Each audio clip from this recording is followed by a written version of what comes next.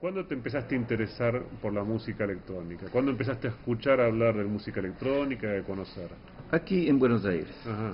Durante mi permanencia en Buenos Aires tuvimos la oportunidad de escuchar y discutir sobre la música electrónica. Yo no la conocía, yo nunca la practiqué, pero desde la primera escucha yo recuerdo muy bien música de Maderna, música de Stockhausen, el canto de los adolescentes. Me dije, este es un género que yo quiero practicar. Que en ese momento estaba, al menos es lo que recibimos nosotros hoy, muy fuerte la separación entre música electrónica y música concreta.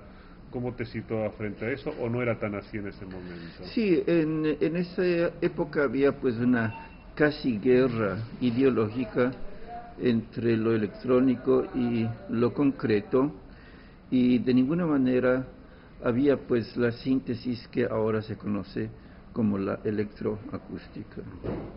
¿Y cuál fue tu postura frente a eso? Cuando yo estaba aquí en Buenos Aires, en realidad yo me interesaba, o quise creer que me interesaba la música electrónica pura, pero mis primeros contactos con música electrónica en Europa fueron más bien con música concreta. Porque una vez llegada a Europa, entonces, yo empecé a trabajar en el estudio de música electrónica de la radio de Colonia y dispuse de equipo y de un poco de know-how como para poder entonces practicar música con grabaciones. Y el trabajo que yo entonces había hecho era puramente de escritura instrumental, lo cual no me dejó de insatisfacer, pues la sentía muy alejado de mis necesidades personales, de mi manera de ver el mundo. Es decir, que el contacto con la música concreta para mí fue muy importante. ¿Trabajaste música electrónica en vivo en Alemania? Mucho. ¿Por qué te dedicaste a esto? ¿Por qué y cómo la trabajaste? Bueno, yo vengo en realidad de la música instrumental. Yo toco el piano, me eduqué en instituciones formales en las cuales estudié la llamada escritura instrumental. Llegado a Alemania, me acerqué mucho a los estudiantes de la escuela. Me casé con una violonchelista. Bueno. Y entonces desde entonces tengo mucho contacto con el instrumento. Pero una vez entrado al trato de la música electroacústica, empecé desde muy temprano a trabajar con la música electrónica en viva, y es una práctica que la he conservado desde entonces. Ajá, ¿y qué es lo que te interesa más de esta expresión con respecto, por ejemplo, a la música mixta también, pero sobre soporte fijo?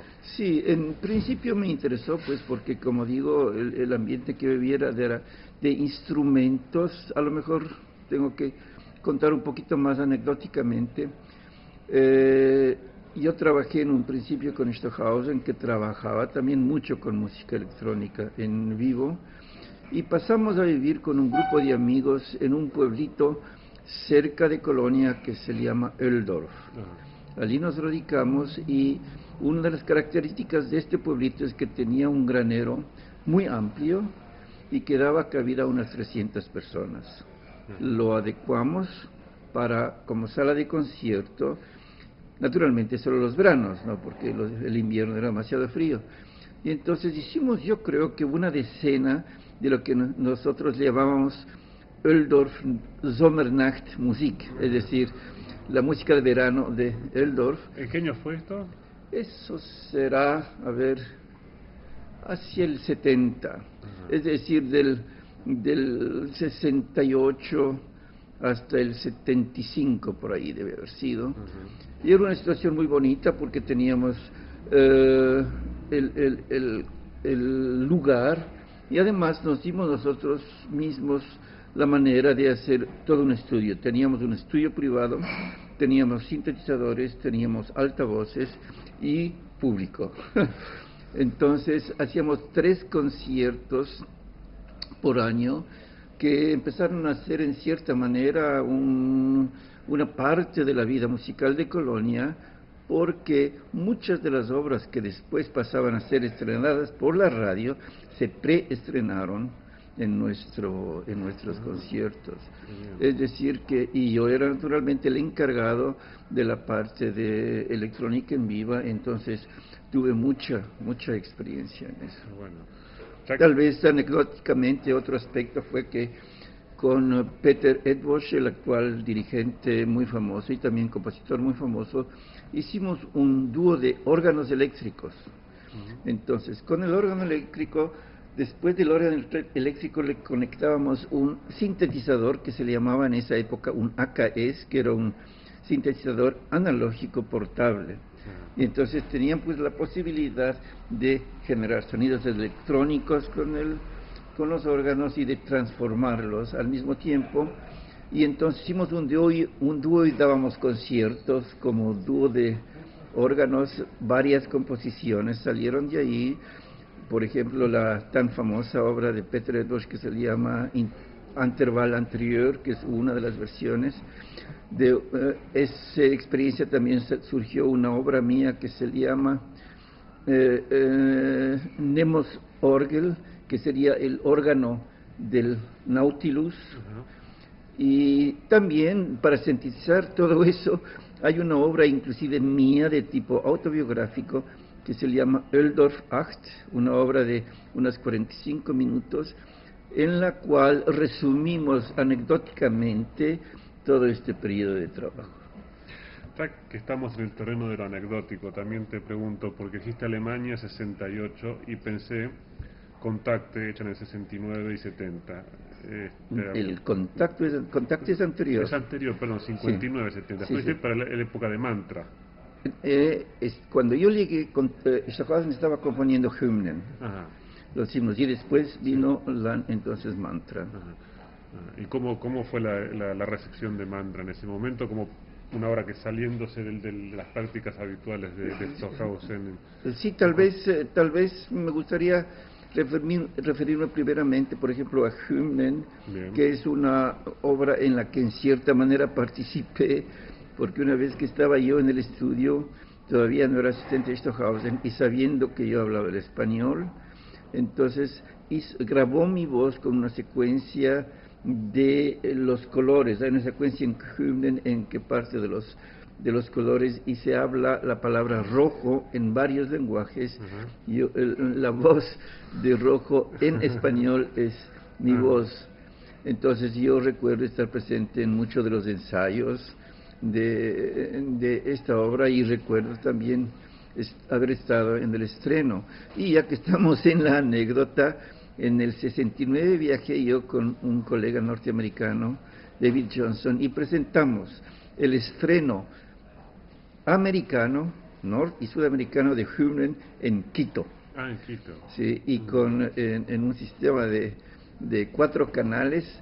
Y bueno, de esto no creo que saben ni los quiteños el honor que tuvieron. Claro. Qué bien. ¿Y cuál es tu relación hoy mismo con Ecuador, con el Ecuador? Mi relación con el Ecuador es, por así decir, es mucho más continua. Cuando yo salí del Ecuador a Alemania para trabajar, perdí contacto con el país por muchos años, porque el viaje era bastante caro y difícil. Y entonces, por muchos años tuve muy poco contacto. Desde los últimos 10 años tengo un contacto bastante más seguido, en el cual yo he podido regresar con frecuencia y de presentar experiencias continuamente.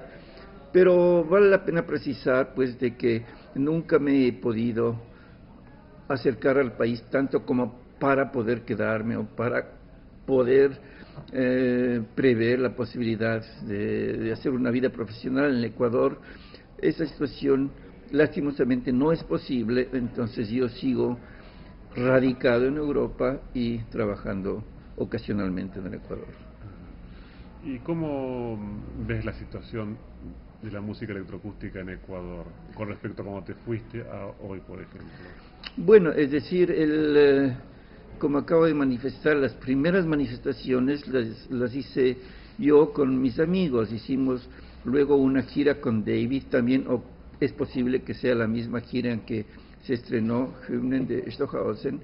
Hicimos conciertos con música electrónica en varios lugares, pero era una especie de curiosidad para el público, y nos trataban con el carácter, pues déjenlos, son chicos, es decir, que mientras no molesten, que sigan haciendo, ¿no? Eso, pero visto retrospectivamente, lo que me ha sorprendido es que todo eso dejó una simiente. Y entonces el hecho es decir, en mi vida posterior he tenido contactos con mucha gente que me dice, tú hiciste un concierto en Riobamba hace 40 años, que yo ya no me acordaba para nada. Claro. Y yo le digo, ¿y cómo así? Y me daba detalles muy precisos. Y me dice, y por eso me dediqué yo a la música. Ah. Entonces, lo cual quiere decir que quedó bastante germen de todo eso que se había hecho. Luego, la realidad es que yo he hecho varios cursos, varias clases, con el mismo resultado. De mi parte, un poquito de frustración, el de haber hecho literalmente de haber arado en el mar, pero después de haber tenido la agradable sorpresa de decir, sí, yo fui tu alumno, en tal y tal curso dijiste tal cosa, que yo ya no me acordaba y que probablemente no quería haberlo dicho. Claro. Pero también en ese aspecto me di cuenta de que la labor pedagógica no fue en vano. Entonces, esto tiene también una consecuencia, pues, de que de alguna manera, es decir, la música electrónica ha ido tomando una cierta carta de naturalidad, pero en realidad, y ahí está lo curioso y lo paradójico, la música electrónica en el Ecuador se entroniza con la venida del rock. Es el rock el que trae el instrumentario, el que trae el público, el que trae la estética, el que trae la práctica de conciertos. Ahora, ¿hasta qué punto? Es decir, yo haya participado en ello es discutible. Bueno, ya que estamos en lo anecdótico, lo cierto es que hace un año yo participé en un concierto con un grupo de muchachos rock. Hace un año. Y hace un año hicimos una pieza colectiva con una banda rock, y yo tocaba instrumentos sonoros que yo les había hecho yo mismo y que son muy ácidos como sonido. Es decir, desde el punto de vista de color funcionaban perfectamente, y desde el punto de vista de comunicación musical funcionó excelentemente. Claro, el tema que yo escogí fue muy diferente, lo hice muy conscientemente. Hice una obra sobre un poeta argentino, Hellman, y que se llamaba Lamento por el sapo, de Stanley Hook. También escogí este tema muy especial porque todos los rockeros estaban pues, siempre con el tema, pues, Living Death, o que la muerte andando, o el último éxtasis de las drogas y cuánta cosa, y era una música muy ácida, muy dura. Entonces yo tomé un tema, bueno, otro tema del tema social, patriótico, como era la CIA, etcétera, pero todo eso muy musculoso, por decir, un rock muy activo. Y yo tomé un tema muy lírico.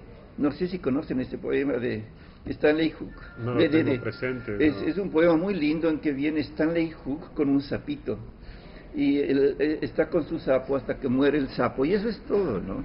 Entonces, el trabajar con este tema, con el grupo rock, fue en un principio a lo mejor un poquito problemático, porque en el primer ensayo lo que les dije a los chicos, bueno, chicos, vamos a tocar pianísimo.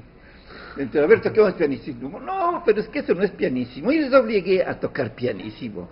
Entonces, eso fue para ellos un shock de saber que podían expresarse pianísimo, por una parte.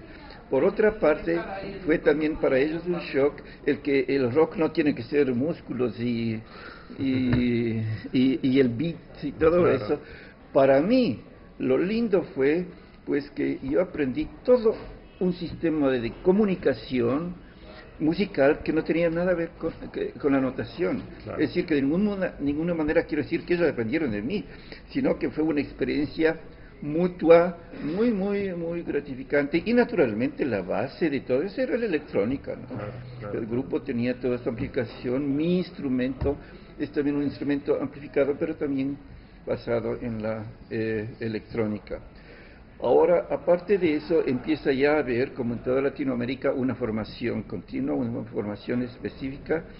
Hicimos así, el año pasado hicimos un festival de música ecuatoriana. Uno de los conciertos más exitosos fue el concierto de música con multimedia. Había video, había imagen, música electrónica. Es decir, que desde ese punto de vista, la música electrónica es una práctica viva en el Ecuador.